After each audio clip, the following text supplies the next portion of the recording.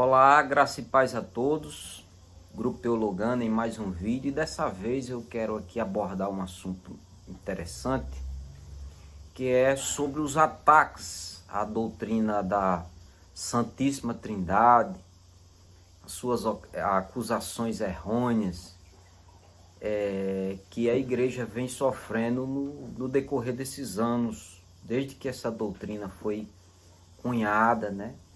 O que não falta são acusações que os cristãos sofrem no decorrer do tempo.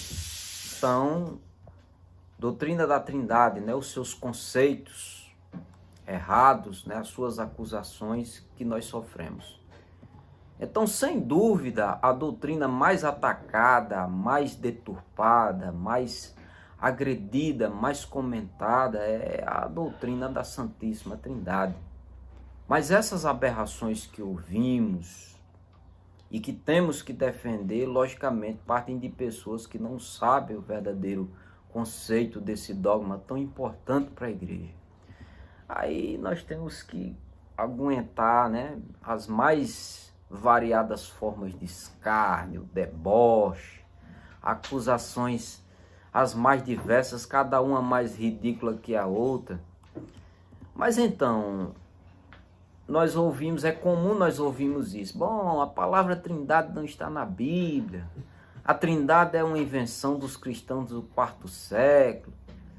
Tem gente que diz assim, o Pai, o Filho e o Espírito Santo são apenas diferentes títulos de Jesus, ou três maneiras diferentes das quais Deus se manifesta. As pessoas trabalham muito com manifestações apenas do Pai, né? Tem outra que diz assim, bem comum, os cristãos creem que há três deuses, né? A questão do triteísmo. Jesus não é Deus. Jesus é um Deus menor que o Pai. Trindade, essa é muito conhecida também, apresentam aqueles desenhos de escárnios, né? Um Deus de três cabeças. Que na verdade nós dizemos é que a palavra Trindade realmente não está na Bíblia. Mas vamos lá, o argumento de que somente palavras que estão na Bíblia é que representam conceitos bíblicos, ele é ilógico. Por quê? Vamos lá.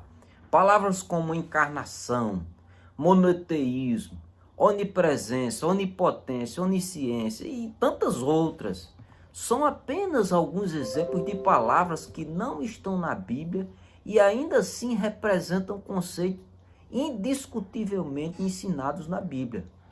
A palavra Trindade foi usada para explicar o relacionamento eterno entre o Pai, o Filho e o Espírito Santo. Então, muitas passagens bíblicas evidenciam a Trindade. Agora, heresias e crenças falsas começaram a se multiplicar nos anos da igreja, o que continua a ocorrer até hoje, né, nos nossos dias. Por isso, os pais da igreja primitiva combateram tais erros, principalmente em seus escritos, que apresentavam a Trindade como sendo um instrumento, um ensinamento bíblico sobre Deus. Mas, afinal de contas, o que a igreja, o que o povo de Deus acredita? Vamos lá para o conceito. Conceito muito simples. O conceito é o seguinte: há um só Deus que se manifesta em três pessoas, a saber, o Pai, o Filho e o Espírito Santo. Essas pessoas são distintas. Essas pessoas não são uma só. A saber o seguinte: o Pai não é o Filho não é o Espírito Santo não é o Pai. Ou seja, há uma só essência ou natureza em Deus que é compartilhada pelas três pessoas. Quando os cristãos dizem que creem num só Deus, ou seja, em três pessoas, eles não querem dizer que isso exista, que existe um Deus em três deuses, que exista três pessoas em uma pessoa, que existam três pessoas em três deuses, que existe uma pessoa em três deuses. Não é nada disso. Ao se referirem à Trindade, os cristãos querem dizer com isso que existe um Deus em três pessoas, que se manifesta em três pessoas. Portanto, o Pai é Deus, o Filho é Deus e o Espírito Santo é Deus. Então, para iniciarmos a nossa defesa simples, estou tratando aqui dos mais básicos. Então, vamos estabelecer 4 textos como base da doutrina da Trindade. Eu não poderia começar sem isso. Isso aqui é a base de tudo. Vamos lá. O Pai é Deus. O texto neotestamentário que trata disso. 1 Coríntios capítulo 8, versículo 6. O Filho é Deus. João capítulo 20, versículo 28. O Espírito Santo é Deus. Atos capítulo 5, versículo 3 e 4. Deus é um só. Efésios capítulo 4, versículo 6. Como é que a gente resolve isso? O próprio ensino de Cristo, quero lembrá-los aqui, mostra a doutrina da Trindade do início ao fim. Em vários textos dos evangelhos, Jesus disse que Deus é seu Pai e que esse Pai é Espírito, que tem vida em si mesmo. João capítulo 4, versículo 24. João capítulo 5, versículo 26. E ao mesmo tempo que Jesus ensina que ele e o Pai são da mesma essência, da mesma natureza, afirmando ele ser igual ao Pai nessa questão, na natureza, João capítulo 5, versículo 18 vai dizer que ele faz as mesmas obras. Então o ensino de Cristo no seu conjunto mostra a harmonia que existe entre as pessoas da Trindade. Coisa muito simples.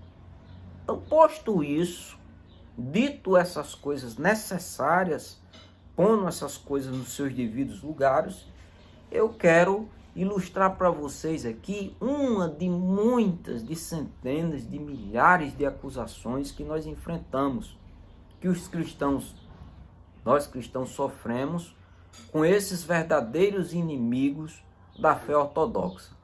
A acusação é o seguinte: a doutrina da Trindade não se sustenta.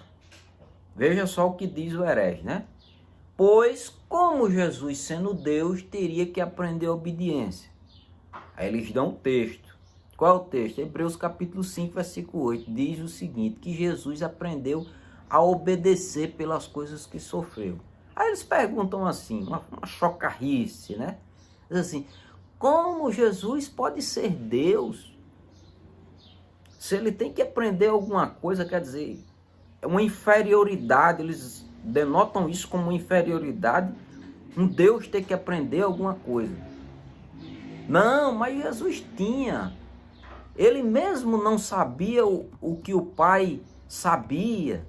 Vão citar textos que corroborem com isso. Ele teve que aprender aquilo que Deus nunca terá que aprender, ou seja, um Deus que tinha que ser subserviente a outro, ou seja, a obedecer a outro. Então eles concluem dizendo, ora, Deus nunca tem que obedecer a ninguém, né? Então, o que nós cristãos dizemos para essas pessoas? Mais uma vez, eu reitero o que eu disse anteriormente. Só uma pessoa que não tem nenhum conhecimento a respeito da doutrina da Trindade levanta um questionamento desse. E pasmem, também da pessoa do Senhor Jesus Cristo. É não conhecer nenhum e nem outro, né? Mas vamos lá. Para essas pessoas dizendo o básico que todo crente verdadeiro deveria saber. É muito simples. O Senhor Jesus era 100% homem e 100% Deus. Ele possuía os mesmos atributos que seu pai tinha, para não ser diferente de ser humano nenhum. Quando Jesus assumiu a natureza humana, ele era um homem igual a nós. Como tal, que nasceu, ele teve que aprender a falar. Ele foi ensinado aos seus pais a obedecer. O escritor aos Hebreus tem uma frase muito interessante, inclusive um versículo anterior desse tema da acusação. Ele disse, Hebreus capítulo 5, versículo 7, se refere aos dias de sua carne. Esta frase não só aponta indiretamente para o fato de ter tido uma existência anterior à encarnação, ou seja, Cristo é pré-existente, isso já denota um atributo da divindade, pertencente à divindade. Quando ele se refere nos dias de sua carne, ele está falando diretamente da sua existência entre nós como um homem igual a nós. O propósito do autor é falar da real humanidade de Jesus Cristo. Lucas 1, no capítulo 1, vai dizer que Jesus crescia em estatura. Jesus foi tão humano quanto os demais seres humanos. Ele não veio da manjedoura com todas as características humanas desenvolvidas. Tudo o que ele havia recebido da sua mãe, ou seja, a sua natureza humana, havia de crescer de acordo com as leis da natureza. Tem até uma máxima que as pessoas dizem assim, né? Que a natureza não dá saltos, né? Ou seja, ela obedece às leis fixas estabelecidas na criação. A natureza de Jesus foi criada no tempo, a natureza humana veio à existência como vieram os demais seres humanos. Jesus nasceu como os outros bebês. Então, provavelmente, tinha a média do tamanho das outras crianças, assim também como o peso delas. Os seus órgãos físicos ainda eram embotados quando da geração no ventre materno e sofreram um desenvolvimento para que o feto pudesse nascer. Então, depois de nascer, o seu corpo cresceu, se fortaleceu. E é isso que diz Lucas no versículo 1, o evangelista Lucas no capítulo 1, no versículo 40. Então, o fortalecimento gera o crescimento em estatura.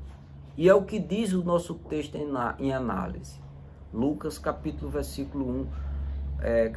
versículo 40. Então, nós que cremos na Trindade, jamais afirmamos que Jesus, no tocante à sua natureza humana, não pudesse ter essas condições que nós temos. Isso realmente só faz provar que ele realmente era humano. Jamais nós que cremos na Trindade afirmamos que Jesus, no tocante à sua natureza divina, presta atenção, a sua natureza divina, lembrem, ele tinha duas naturezas. No tocante à sua natureza divina, ele precisou aprender a ser obediente. Outro ponto é que, mesmo na Trindade, não seria errado dizer que o Filho obedece ao Pai. Isso não atrapalha em nada a questão da doutrina, pois o Pai é o cabeça de Jesus na relação intra-trinitariana. Por exemplo, só um exemplo que a Bíblia nos traz. A esposa, quando obedece ao seu esposo, não a torna inferior a ele em natureza, pois ela é tão humana quanto ele. Portanto, esse argumento não prejudica em nada a nossa fé baseada na Bíblia. Então, podemos imaginar Deus ter que aprender alguma coisa? Não há problema nenhum em dizermos que na sua natureza humana, o Redentor de nossas almas aprendeu o que todos nós aprendemos com os nossos pais. Veja bem, a mente humana do Redentor possuía um desenvolvimento natural. Não tem nada de errado nisso. Lucas 2,52 vai dizer que Jesus crescia em sabedoria, estatura e graça diante de Deus e dos homens. O que é de errado nisso? Ele era um ser humano. Nesse texto, lemos que o menino Jesus crescia em estatura e em sabedoria. Ele era um menino ativo e observava todas as coisas, tirando a atenção delas. Esse texto não está falando da mente divina, pois esta não possui desenvolvimento em virtude da sua infinidade, mas está falando da mente humana que gradativamente ia crescendo à medida que as informações lhe chegavam e à medida que observava o que estava acontecendo experimentalmente. Jesus Cristo, no que diz respeito à sua natureza humana, em nada diferia dos outros homens. Mesmo com respeito à sua capacidade intelectual, a única diferença certamente é que a sua mente não havia recebido os efeitos deletérios do pecado, porque o Redentor não possuía uma inclinação pecaminosa. Gente, isso faz toda a diferença. Era a única coisa que Jesus não possuía quando compara com a minha natureza. O texto de Lucas transcrito anteriormente não tem nada a ver com a natureza divina do Redentor, mas trata unicamente da sua mente humana que se desenvolvia. Nós experimentamos desenvolvimento intelectual, embora o nosso desenvolvimento intelectual seja dificultado pelo pecado. Ele é mais próprio da nossa limitação, né? Do que da nossa inclinação pecaminosa. Um dia também não mais pecaremos. E todavia continuaremos em nosso desenvolvimento intelectual de modo semelhante como um menino. O Redentor crescia no conhecimento de todas as coisas, desenvolvendo brilhantemente as suas capacidades intelectuais, sem qualquer barreiras. Da mesma maneira como iremos desenvolver quando estivermos totalmente limpos de toda a nossa natureza pecaminosa. Então vamos aqui, veja o quanto é desastroso uma fé que diz que Jesus não era Deus. O quanto é nocivo para a fé não crer na doutrina da Trindade. Isso tem levado a pessoas a crerem numa fé deficiente, que infelizmente, se não houver arrependimento, o levará ao tormento eterno. Mas a gente está aqui para avisar, só estou fazendo a minha parte como crente. Resumindo, sobre a pergunta, como vocês dizem que Jesus é Deus, se ele teve que ser obediente e também não sabia o que o Pai sabia? Simples demais. Jesus também era humano e como humano possuía limitações, como todos nós crentes verdadeiros, não temos nenhum problema em afirmar que, quanto à sua natureza humana, ele era limitado, porém